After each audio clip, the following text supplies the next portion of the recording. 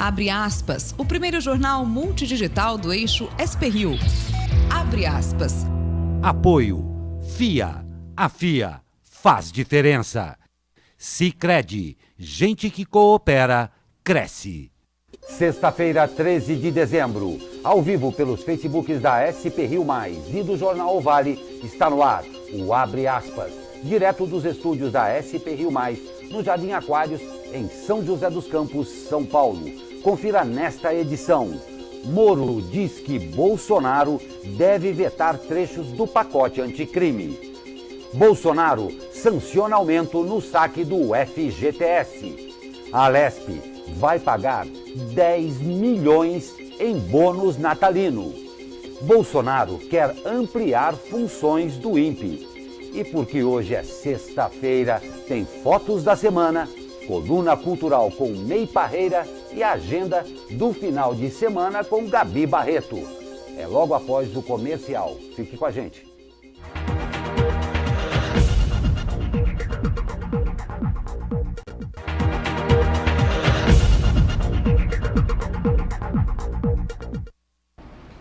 Muito bom dia, estamos de volta ao vivo com o Abre Aspas desta sexta-feira 13.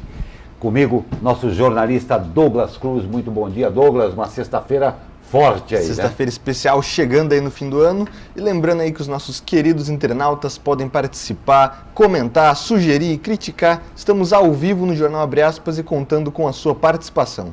Exatamente. E vamos aos destaques desta sexta-feira. O ministro da Justiça, Sérgio Moro, afirmou que o presidente Jair Bolsonaro poderá vetar alguns trechos do projeto anticrime aprovado pelo Congresso Nacional. O texto reúne propostas apresentadas por Moro, pelo ministro do STF, Alexandre de Moraes, e dos parlamentares. O projeto prevê medidas que endurecem a legislação penal contra o crime. O texto foi aprovado pela Câmara e pelo Senado e agora caberá a Bolsonaro sancionar o projeto parcialmente ou vetar integralmente. Moro deu a declaração após ter participado em Brasília da apresentação de um balanço das ações do governo na área de segurança. De acordo com o Ministério da Justiça, os assassinatos caíram 22% em 2019. Moro apresentou números segundo os quais os homicídios caíram em todas as regiões do país.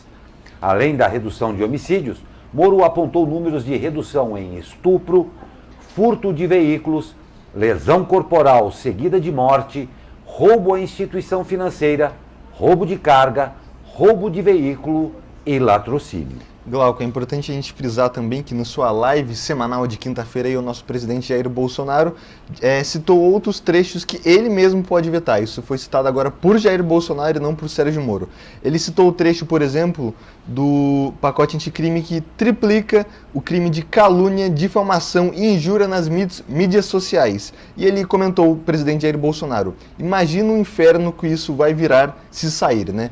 Então ele disse que está disposto a vetar alguns trechos ou o pacote integral.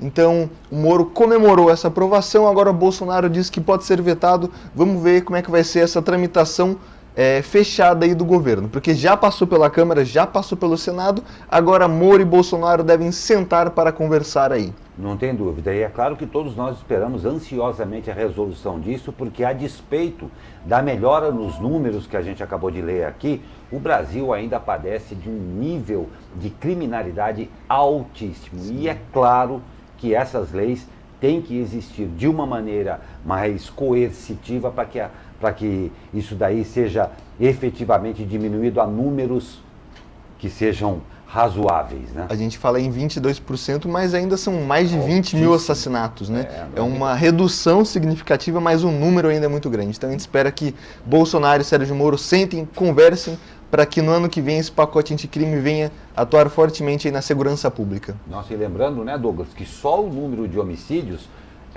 existem áreas em conflitos declarados no planeta que não tem o volume de mortes que tem no nosso país, né? Exatamente. Então é realmente muito importante.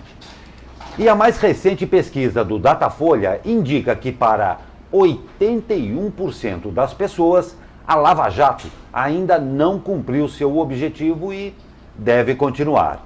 Outros 15% disseram que a investigação deveria acabar e 4% não souberam responder. A pesquisa ouviu 2.948 pessoas em 176 municípios de todo o país nos dias 5 e 6 de dezembro. A margem de erro é de 2 pontos percentuais para mais ou para menos. A operação, criada em 2014, sofreu uma série de derrotas no judiciário em 2019, mas tem histórico de alta aprovação em levantamentos do Datafolha. No mesmo levantamento, o Datafolha perguntou aos entrevistados se a corrupção no país vai diminuir, aumentar ou continuar na mesma proporção depois da Lava Jato. Para 47%, a corrupção continuará na mesma proporção de sempre, enquanto 41% entende que o problema irá diminuir. Para 10%, a corrupção irá aumentar. A popularidade da Lava Jato continua alta, assim como também continuam altas, né, os números de operação. Glauco já teve 69 operações da Lava Jato, um número altíssimo, né? E a última fase, a fase mais recente da Lava Jato, recebeu os nomes sempre muito engraçados, né? O último nome foi o Mapa da Mina, que foi realizado na última terça-feira, agora dia 10, investigou repasses de mais de 100 milhões do grupo Oi Telemar para empresas de Fábio Luiz Lula da Silva, um dos filhos do ex-presidente Lula. Então a Lava Jato aí continua com a popularidade alta e a Lava Jato também continua aí com muitas operações e sempre com seus nomes engraçados, né? Não tem dúvida, eu acho até que existe um departamento exclusivamente para pensar no nome, mas eles estão de parabéns, independente, obviamente, claro, pela operação que é feita, mas esses nomes realmente chamam bastante a atenção, estão de parabéns também, tá? E o presidente Bolsonaro sanciona, olha que bacana aí, final de ano, o aumento no saque do FGTS. Acompanhe a matéria. Notícia boa para o trabalhador e para a economia. O presidente Jair Bolsonaro sancionou nesta quinta-feira a medida provisória que fixa novas regras no FGTS.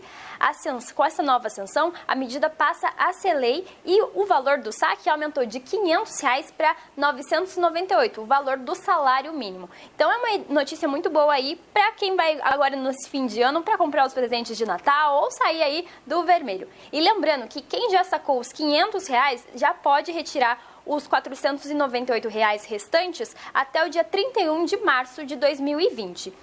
O saque pode ser realizado nas agências da Caixa Econômica Federal, em terminais de autoatendimento e casas lotéricas. Se você já tem aí o cartão também, cidadão, é só levar para poder tirar. Lembrando que precisa levar o RG também. Uma ótima notícia aí para a nossa economia. Claro, uma ótima notícia. O comércio, né, Douglas, está comemorando isso daí também. E não é a solução, mas um ótimo alívio para o final de ano aí, né? Exatamente. Como a Caroline falou, a partir do dia 20 de dezembro, ou seja, na próxima sexta-feira que vem, as pessoas podem sacar aí esse dinheiro restante aí.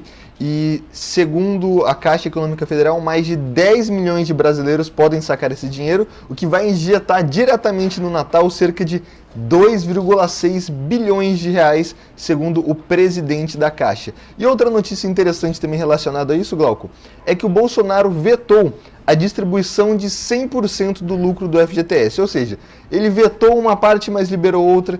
Então, muito interessante esse saque do FGTS. Vamos ver como é que a nossa economia vai se comportar nesse fim de ano, né? Não tem dúvida, mas vamos agora a notícia internacional. A Força Aérea Chilena descartou ontem a possibilidade de haver sobreviventes na queda do avião em missão na Antártica. Abre aspas. A condição dos restos do avião encontrados torna praticamente impossível a existência de sobreviventes deste acidente aéreo, disse o chefe do Estado-Maior da Força Aérea do Chile, Arturo Merino Núñez. O avião militar chileno Hércules C-130 desapareceu na noite desta segunda-feira após sair de Punta Arenas, no sul do país, em direção à base Eduardo Frei Montalva, na Antártica. Glauco, é muito importante a gente frisar que nesse caso a cooperação entre Brasil e Chile, né? Os primeiros pedaços da aeronave foram localizados pelo navio brasileiro, o navio Almirante Maximiano da Marinha do Brasil, que ajuda nas buscas desde o primeiro momento. A partir daí, o rastreamento se concentrou naquela área e a Força Aérea Chilena informou aí que os destroços foram localizados a mais de 4.000 metros de profundidade. Então é muito triste essa notícia, mas importante essa parceria entre Brasil e Chile, né? Não tem dúvida, não tem a menor dúvida. E o britânico Boris Johnson foi reconduzido ao cargo de primeiro-ministro do Reino Unido após ampla vitória do Partido Conservador nas eleições de ontem. Johnson vai governar com maioria absoluta, depois de ultrapassar os 326 assentos no parlamento, enquanto seu principal adversário, o Partido Trabalhista, estava com 203. É uma vitória esmagadora dos conservadores e uma derrota histórica dos trabalhistas. Em seu discurso, Johnson disse que o resultado das urnas é um sinal de que o Brexit precisa ser implementado e isso se concretizará até a data prevista, 31 de janeiro. O Brexit é o processo para retirar o Reino Unido da União Europeia. Segundo ele, a vitória do Partido Conservador põe fim à ameaça de um segundo plebiscito sobre o tema. O primeiro plebiscito, que foi a favor do Brexit, ocorreu em junho de 2016. Johnson disse ainda que se sente honrado pelos britânicos terem depositado sua confiança nele e que jamais irá subestimar o apoio que recebeu. Caminha aí o Reino Unido, particularmente a Inglaterra, para sua saída finalmente daí da União Europeia. Exatamente. Né? O Brexit foi a tentativa de votação aconteceu pela antiga ministra, agora pelo Boris Johnson, deve ser aprovado, segundo ele, já no dia 31 de janeiro. Então parece que o Reino Unido finalmente se encaminha aí para essa separação da Inglaterra. Boris Johnson conseguiu essa vitória importante, agora resta se concretizar isso no ano que vem, né? Exatamente. A gente sabe que mesmo com ampla maioria, esse assunto é muito polêmico pelos britânicos, pelos ingleses, então vamos ver o que vai acontecer aí 31 de janeiro do ano que vem, que é quando deve ser pautado o Brexit no parlamento britânico. Não tem a menor dúvida, informação importante, inclusive para o resto da União Europeia, que também aguardava essas decisões para se posicionar. Lembrando que o Brasil tem um acordo com a União Europeia que, a partir provavelmente de 31 de janeiro, vai se ver descartada da Inglaterra e do Reino Unido. Então é claro que aí no começo do ano vão ser analisadas todas as questões, porque o impacto não se restringe à Inglaterra, ao Reino Unido ali. Vai ter uma nova conformação da União Europeia com essa saída. Mas o tom bacana ficou por conta do Boris Johnson e votar com o cachorro dele. Exatamente. O que você achou, Douglas? Seu cachorro com cara de britânico, né? Totalmente britânico. E foi lá, voltou com seu cachorro. Interessante, né? A gente teve aqui no Brasil, nas grandes votações recentes, como no impeachment da presidente Dilma, o pessoal soltando fogos lá dentro, aquela toda a festa. Boris Johnson foi uma festa contida, né? Foi com seu cachorro bem representado, o típico britânico que festeja com calma. E ele por si só é uma figura... É uma figura ilustrativa. Ilustrativa, né? Muito gostei do termo ilustrativo, muito legal. Nós vamos para um rápido comercial e já voltamos com mais notícias neste abre aspas de sexta-feira. Fique com a gente.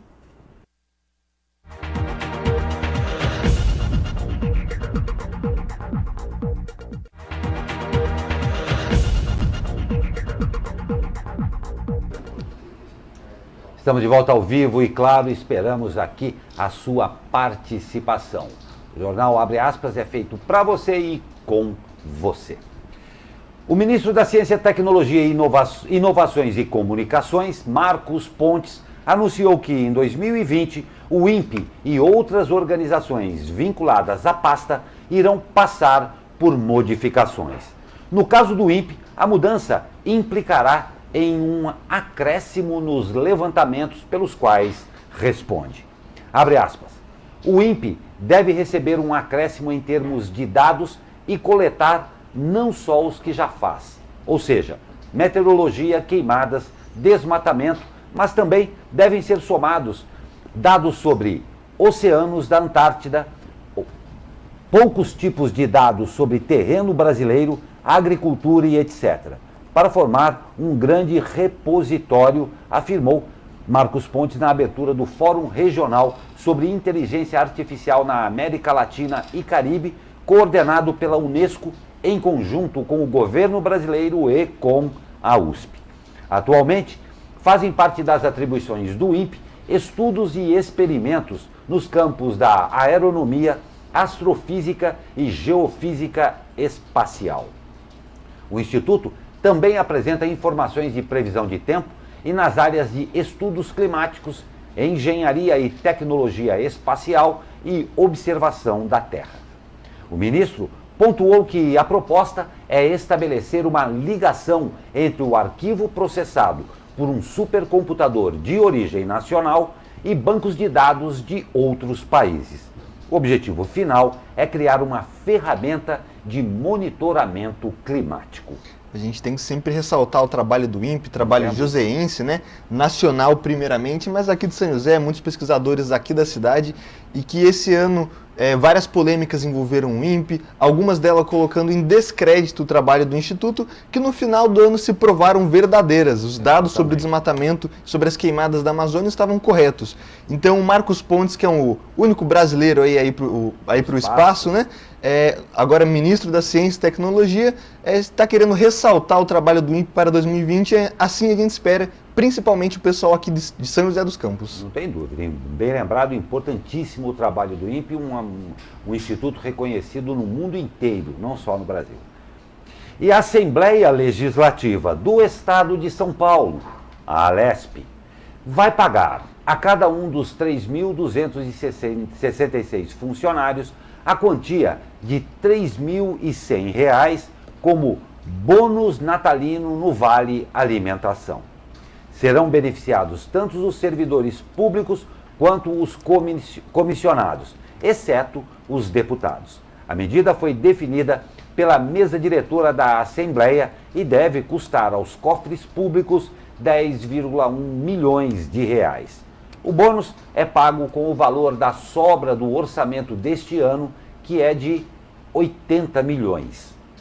Esse é o maior valor já concedido por esse bônus desde que foi pago pela primeira vez em 2005. O Ministério Público irá analisar juridicamente o bônus de 10 milhões de reais. Pois é, Glauco, é interessante a gente citar que essa sobra, que é um valor bem alto, né, poderia ter sido devolvido, sabe, para quem? Para a população em geral. Poderiam ter feito um projeto, os deputados aí, um projeto para devolver esse dinheiro para a população, repassar entre as prefeituras, e não só para a alimentação dos funcionários que já recebem por mês aí R$ 631,14 de vale alimentação. Então é interessante a notícia e também é interessante falando que o bônus aí tradicionalmente é pago, viu? Todo ano é pago. Não foi pago ano passado, por ser um ano eleitoral, mas todo ano é tradicional que a ALESP faça isso. Então fica aí o nosso questionamento aos nossos deputados aqui da região, né? Os deputados estaduais da região. Não poderia ter sido feito um projeto para ser repassado entre a população, um projeto aí de fim de ano para as famílias carentes, por exemplo? É interessante, mas enfim, já foi pago. Ô, Douglas, eu quero parabenizá-lo pela sua diplomacia em usar o termo interessante observar. Fica a notícia para você, nosso internauta e telespectador aí, analisar. Os dados estão aí. Representante das principais empresas de ônibus urbanos da RM Vale, a Busvale, defende subsídio público às operadoras nos principais municípios para equilibrar economicamente o sistema. A exemplo de Taubaté e Jacareí, que aprovou o subsídio nesta quarta-feira, a entidade espera que São José dos Campos, Guaratinguetá e outras cidades adotem a compensação financeira. Em São José dos Campos, segundo a Busvale, as empresas de ônibus perderam 1,1 milhão de passageiros pagantes entre 2012 e 2019, considerando a média mensal no período de janeiro a setembro. No mesmo intervalo, o número de passageiros beneficiados com a gratuidade cresceu 1,5 milhão. Abre aspas. É grave a situação. Tem que se analisar alguma coisa. As empresas estão praticamente em colapso econômico, disse Rubens Fernandes, diretor da Busvale. Segundo ele, de 2012 a 2019, as empresas reforçaram a frota com 42 novos ônibus para suportar o aumento do volume de passageiros. Também arcaram com alta de 95% no óleo diesel e 62% nos salários de motoristas e cobradores. Em contrapartida, a receita aumentou 25%. Novamente, abre aspas, o resultado é um desastre financeiro sem precedentes, disse Fernandes. Segundo ainda Fernandes, a entidade não é contra a gratuidade, mas precisa de alternativas para repensar o sistema. As empresas pediram neste mês reajuste da tarifa em São José, hoje em R$ 4,20. O pedido vai até R$ 6,03, com isenção de ISS, e R$ 6,22 sem isenção. A proposta está em análise. A Busvale informou que o valor do reajuste neste ano definido após processos judiciais ficou abaixo do previsto pelo município. As empresas aguardam uma solução sobre as perdas, disse a Busvale.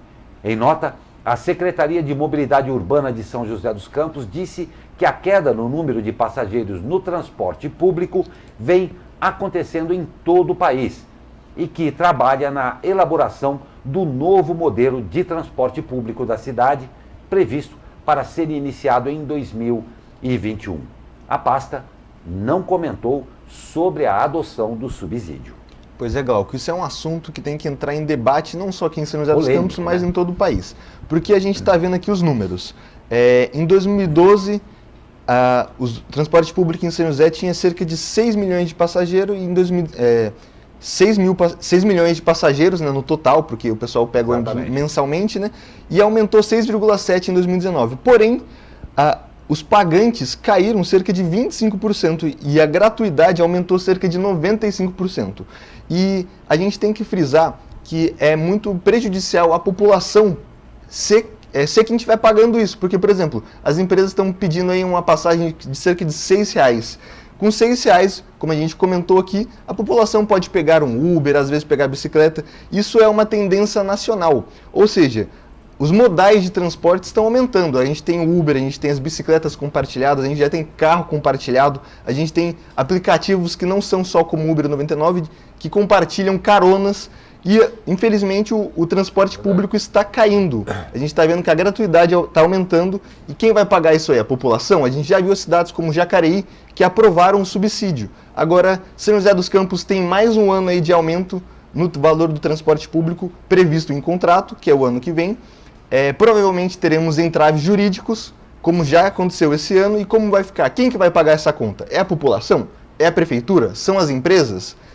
Conta cara. É uma conta cara. Isso tem que ser colocado em debate público, né? Porque a gente está vendo que as gratuidades estão aumentando, o valor está aumentando, o valor do transporte, da gasolina está aumentando, e agora fica a dúvida, quem vai pagar? Não tem dúvida. Isso evidencia cada vez mais a absoluta premência em se repensar a mobilidade urbana. O que está sendo feito em São José e também boa parte aí do país, se repensar essa mobilidade urbana, como vai ser feito, porque os problemas existem, esse é um problema real, mas como o Douglas mesmo falou, quem vai pagar essa conta? Porque R$ 6,22 para o trabalhador que tem que se deslocar, e às vezes pegar 2 ou 3 conduções aí, fica muito pesado. Existem possibilidades, por outro lado, as empresas de ônibus fazem os cálculos e os cálculos não fecham também. Absolutamente necessário se pensar rapidamente antes que um problema que já devia ter sido pensado antes se transforme numa confusão num breve espaço de tempo. Exatamente, Glauco. Vamos fazer uma conta básica. Vamos supor que eu e você aqui vamos no shopping. Cada um vai pagar a passagem. Quantos que vai dar? 4,20 vezes 2, 8,40. Se a gente estiver próximo ao shopping, uma viagem aí pelos aplicativos de carro com ar-condicionado vai sair praticamente o mesmo valor. Agora, se a gente tiver que ir e voltar, esse valor vai dobrar. Se a gente tiver, por exemplo, uma opção mais sustentável, as bicicletas compartilhadas ou os patinetes saem praticamente o mesmo valor. Então, não é uma questão só do transporte público. Os modais de transporte estão aumentando, né? A gente tem bicicleta, Uber, 99, novas opções, e então a gente está vendo que o número do transporte público dos usuários está caindo. E o valor está aumentando, as gratuidades estão aumentando, então tem que se repensar, né? Muito. E outra coisa, tem que se pensar rapidamente mesmo.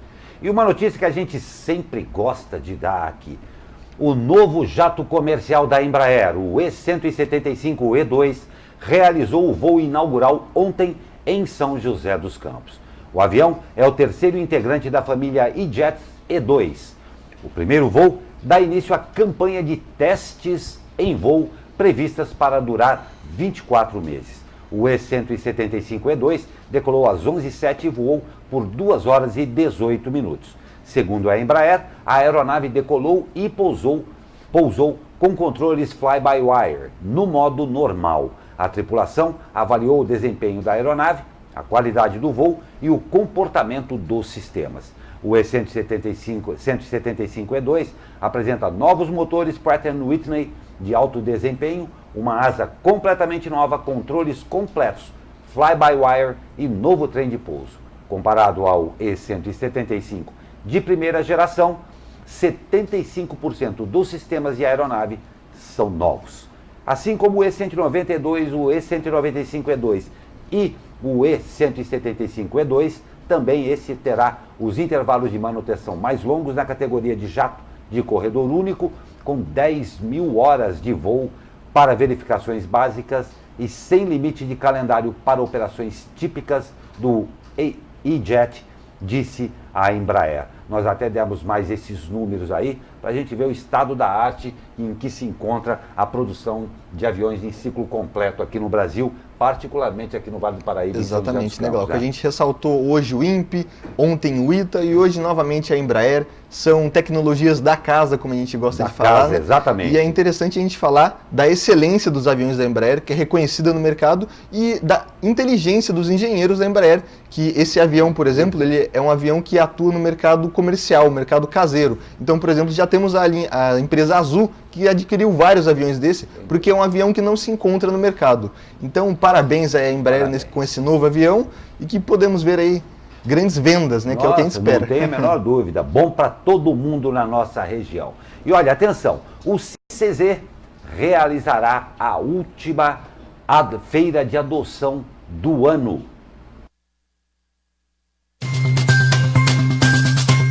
E que tal fechar o ano fazendo boas ações, adotando um amiguinho novo para 2020 começar com muito amor?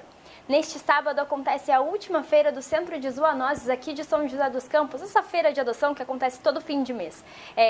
Nessa última feira serão mais de 60 animais para adoção, esperando um carinho. Serão 46 cães adultos, 15 especiais e um filhotinho, além dos gatinhos, tanto adultos e filhotes. Lembrando que os animais têm 15 dias de adaptação aí dentro das casas, né, de quem adotar. E para adotar é muito fácil, é de forma gratuita e você só tem que preencher um formulário. Simples, né, para dar amor aí em 2020. Fica aí o nosso convite da SP Rio para você fazer boas ações e lembre-se, não compre, adote. Obrigado, Carol, bem legal mesmo. E você que já estava com essa intenção, chegou a hora aí de você ter um animalzinho. Legal, bem legal a matéria. E aí, Douglas, participações aí? Sempre, Glauco. O nosso sempre querido amigo Luiz Rosa mandando bom dia, amigo Glauco, e a todos vocês jornalistas. Ótimo dia, Luiz Rosa. Também temos aqui o Júlio Razek falando sobre a análise que a gente fez sobre a situação do transporte público, dizendo que ele mesmo só usa o aplicativo. Então, as empresas, as prefeituras, a população em si tem que realizar esse debate público, né? Não tem dúvida. E mais uma vez que isso seja breve mesmo. Nós vamos para um rápido intervalo e voltamos com o último bloco do Abre Aspas desta sexta-feira, que, claro, como é sexta-feira, está recheado de fotos da semana, agenda cultural e a agenda do final de semana com Gabi Barreto. Fique com a gente já volta.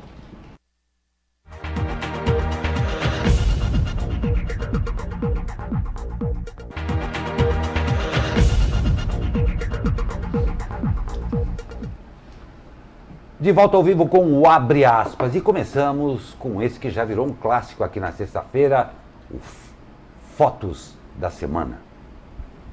Foto da semana. Lucas Lacaz Ruiz. Olha que bacana, hoje foi um ensaio aí do Cerrado Paulista. Um negócio bem legal também, né, ô Douglas? Exatamente, Glauco. Aqui no Brasil a gente fala tanto sobre a preservação da Amazônia, de outros biomas, mas o Cerrado, que é um bioma tipicamente brasileiro, está sendo devastado. Só um exemplo para você. O governo paulista realmente fez um levantamento, né, que a vegetação do Cerrado ocupava aqui em São Paulo 14% de todo o território, representando aí quase 3,4 milhões de hectares. Porém, isso foi acontecendo, né? A degradação hoje, ele mal cobre 0,84 de todo o estado. Nossa. Ou seja, o Cerrado foi praticamente extinto aqui do nosso estado, né? Nossa, não, é sério mesmo. E você sabe uma coisa engraçada? Engraçada não, até certo ponto triste, que nós já comentamos aqui. Às vezes a gente fica tão envolvido nas coisas grandiosas, a Amazônia e tal, que a gente esquece do próximo muito próximo. Isso aqui está colado com a gente. E acredito que muita gente, digo mais, acredito que muitas escolas nem comentem isso com os alunos. A Amazônia está na moda, vamos falar da Amazônia. Não, olha, o Cerrado foi um bioma importantíssimo para a natureza, como todos os são. Aqui do nosso lado ninguém fala nada. Exatamente. E é grave a degradação, né? E a gente está vendo aí nas fotos do Lucas que o Cerrado é lindo, né? Ele é bonito, tem suas características próprias. E aí tem aqui em São José. Essas fotos aí que você estava vendo, estava a plaquinha ali do Comando da Aeronáutica. Exatamente. É ali na região, ali perto do CTA, mais perto do Aeroclube ali do CTA. Então, uma vegetação típica do nosso estado, típica do nosso país, que está sendo degradada aos poucos e que ninguém dá muita importância. Então, parabéns ao Lucas pelas fotos e pelo levantamento que ele fez aí do Cerrado, né? Exatamente, acredito que a grande maioria nem sabia que isso tudo tão próximo da gente se chamava Cerrado Paulista. Exatamente. Então, parabéns ao Lucas aí pela matéria jornalística através das fotos que ele fez, né? Sempre muito legal, muito obrigado aí ao nosso querido Lucas Lacaz Ruiz. E vamos de esporte. E a estreia foi agendada. A CBF divulgou ontem tabela básica do Campeonato Brasileiro Feminino de 2020. As meninas do São José, que participaram de todas as edições até agora, estreiam no dia 9 de fevereiro contra o Internacional em Porto Alegre. Na primeira fase do torneio nacional, as 16 equipes se enfrentam em turno único. Em 2020, os times terão ajuda de custo para disputar o campeonato. Serão R$5.000 para os visitantes e R$10.000 para os mandantes, como forma de ajudar no custeio das taxas de arbitragem e outras despesas. As finais do campeonato serão nos dias 9 e 13 de setembro. As joseenses serão comandadas pelo técnico Adilson Galdino, campeão mundial em 2014 com a equipe da região e que foi recontratado para 2020. E olha só, que tal mais 3 pontos hoje? Com uma campanha perfeita até aqui na Superliga, o Vôlei Taubaté encara hoje o Minas às 21h30 no ginásio do Abaeté, em Taubaté. Partida válida pela 8ª rodada da competição nacional. Ingressos na Secretaria de Esportes e Lazer de Taubaté, Clínica Sorridentes, Taubaté Shopping, Via Auto Shopping ou por reserva no aplicativo do Vôlei Taubaté. E olha, atenção, os ingressos desta vez serão trocados por alimentos não perecíveis, exceto sal e açúcar, sendo que cada ingresso será trocado por 1 quilo de alimento.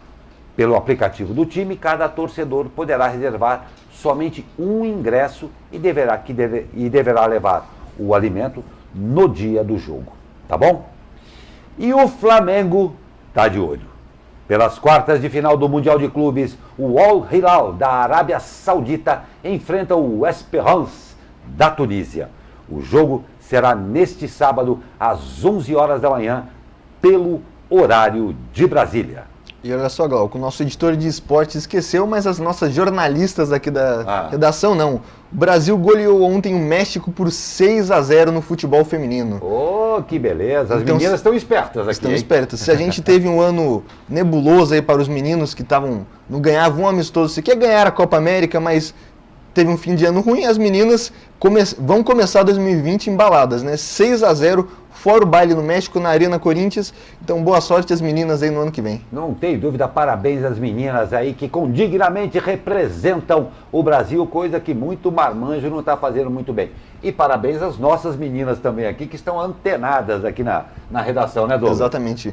Nossas jornalistas Carol e Gabriela Barreto não esquecem de nada e acompanham fielmente o futebol feminino. Exatamente, parabéns para vocês. E hoje é sexta-feira, tá aqui dia de um monte de coisa. Tem coluna cultural com a nossa querida May Parreira, falando também de uma pessoa para lá de especial, que é Clarice Lispector. Olá, May!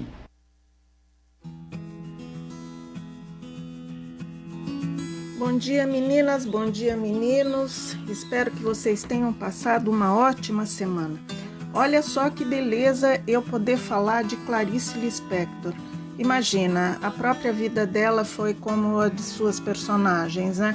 Ela morreu no dia 9 de dezembro, um dia antes de completar 57 anos. Ela nasceu no dia 10 de dezembro de 1920. Festejar o centenário de Clarice, que vai ser o ano que vem, todo mundo já está alvoroçado, né? Ela é publicada pela Rocco e toda a obra dela vai ser reeditada com novo projeto gráfico e as capas serão feitas com reproduções de pinturas que ela mesma fez, tá? Começando por O Lustre, Perto do Coração Selvagem e A Cidade Sitiada. Vai sair ainda um volume com cartas inéditas e Todos os Cantos, que é um outro livro, ganha uma nova série de edições internacionais. Bom, vai ter muito mais. A novidade agora é uma nova edição, revista e bastante ampliada, segundo a editora, de Eu Sou Uma Pergunta, a biografia escrita pela Teresa Monteiro. A Nadia Gottlieb, que foi uma grande amiga da Clarice, também sua biógrafa, diz assim, que ler Clarice é se deixar levar pela companhia da escritora, dos narradores e personagens que ela cria, sabendo de antemão que dali não sairemos ilesos. Muita coisa acontecerá ao longo dessa leitura. Apertem os cintos, que pode vir tempestade brava, ventos fortes ou uma doce brisa consoladora, mas nunca benevolente. Como parte da comemoração, o Instituto Moreira Salles promove a 4ª edição de Hora da Clarice, um evento que registra o aniversário dela, tá? E lá eles colocaram um vídeo depoimento que está no YouTube também, está acessível para todo mundo. O Paulo Gurgel Valente conversa com Eucana Ferraz e a Elisama de Almeida. E ele relembra as personalidades que frequentavam a casa dele, a relação dele com a mãe, o primeiro livro que ela leu, e os contos que ele acha que são muito biográficos. Eu recomendo vivamente. Parabéns para ela e parabéns para nós, que podemos tê-la sempre por perto. Vai daqui o beijo meu. Tchau!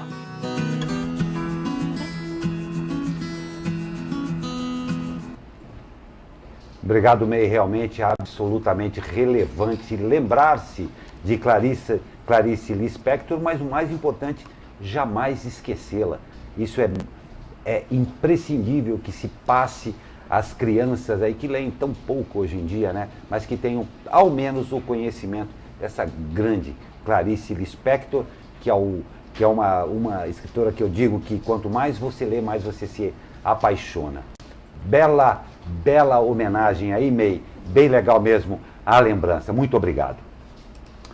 E olha só, o Caraguatatuba Summer Festival 2019-2020 teve sua programação divulgada. O evento acontecerá de 28 de dezembro a 15 de fevereiro nos palcos da Praça da Cultura, no centro, Praça de Eventos do Porto Novo, na região sul, e Massaguaçu.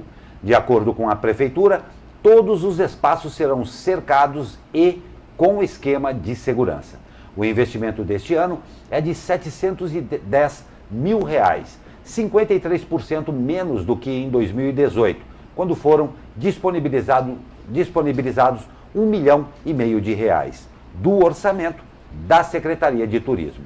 Os shows ficam por conta de Jamil, Michel Teló, Rastapé, Ana Carolina, Demônios da Garoa, Chimarruts, Planta e Raiz, Os Travessos, Fala Mansa, Detonautas e Melim.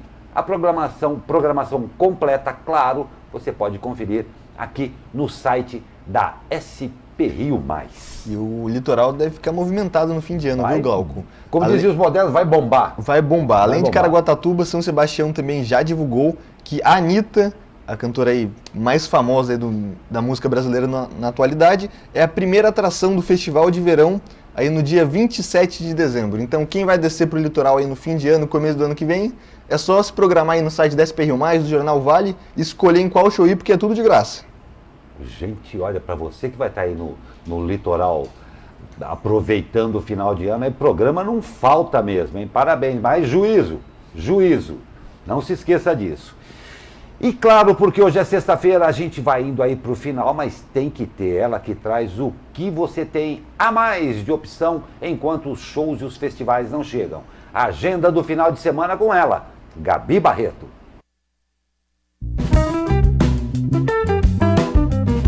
A semana foi nublada e chuvosa, mas o clima deve esquentar com a programação para este fim de semana no Vale do Paraíba. O carnaval ainda está distante, mas o Bloco do Urso já começou o aquecimento. Nesta sexta, tem ensaio do bloco no Mutley, em Taubaté. O evento ainda contará com Luiz Salles, DJ Reis K e DJ Bruno Oliveira. O Baile do Chefinho chega à sua segunda edição. O Luso Brasileiro de São José dos Campos recebe DJ GBR, MC Rariel e muitas outras atrações que prometem uma noite muito animada.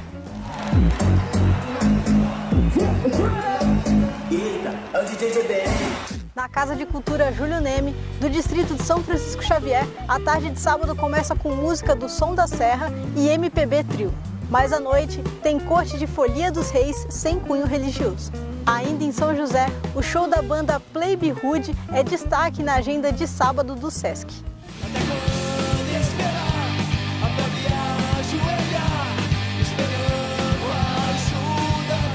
O 133 Club de Caçapava terá uma tarde de pagode neste domingo, com os grupos Atitude 67 e Jeito Moleque. Hoje a noite é nossa, não é? Gosta de boteco, de cerveja, de garrafa e nunca ligou pra toda a fumaça que eu faço. Fim de ano também é época de futebol solidário. O zagueiro Bruno Alves do São Paulo realiza um jogo beneficente no estádio do Jaque neste domingo. Para entrar, é necessária a doação de um brinquedo novo. A agenda fica por aqui e eu volto sexta que vem. SP Rio Mais, conteúdo de verdade.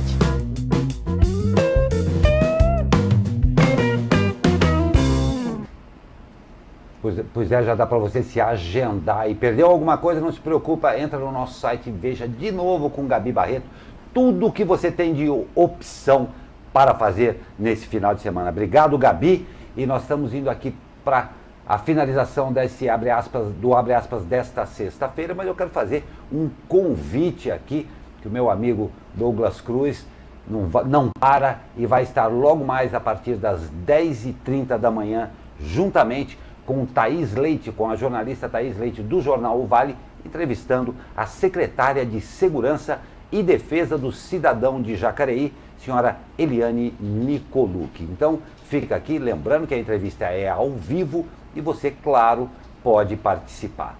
Tá? Fica aqui o convite a você, agradecemos a sua audiência de hoje e eu me despeço de você, mas parece que você não vai nem sair de perto da bancada. Vou ficar aqui agora, sentado né, aqui mesmo, Glauco. É, né? E a sexta-feira 13 Sul, como é que vai ser? Tranquila? Olha, cara, eu tenho ótimas pretensões para a continuidade da sexta-feira. Que não seja de terror, então. Não vai ser de terror mesmo. Aliás, se ele estiver te apavorando, deixa ele de lado, porque sexta-feira a gente merece ser feliz, não é? Com certeza. E é exatamente o que a gente deseja a todos vocês que nos acompanharam durante essa semana e particularmente no Jornal de hoje. Me despeço de Douglas Cruz, um bom trabalho, mande um abraço a Thaís Leite do Jornal O Vale. Com certeza, Glauco. Ótimo final de semana. Ótimo final de semana para você, para os nossos internautas e para mim até daqui a pouco, mas para o senhor ótimo fim de semana. Muito obrigado para você que nos acompanhou. Ótima sexta-feira, belíssimo final de semana e até segunda-feira com mais um Abre Aspas.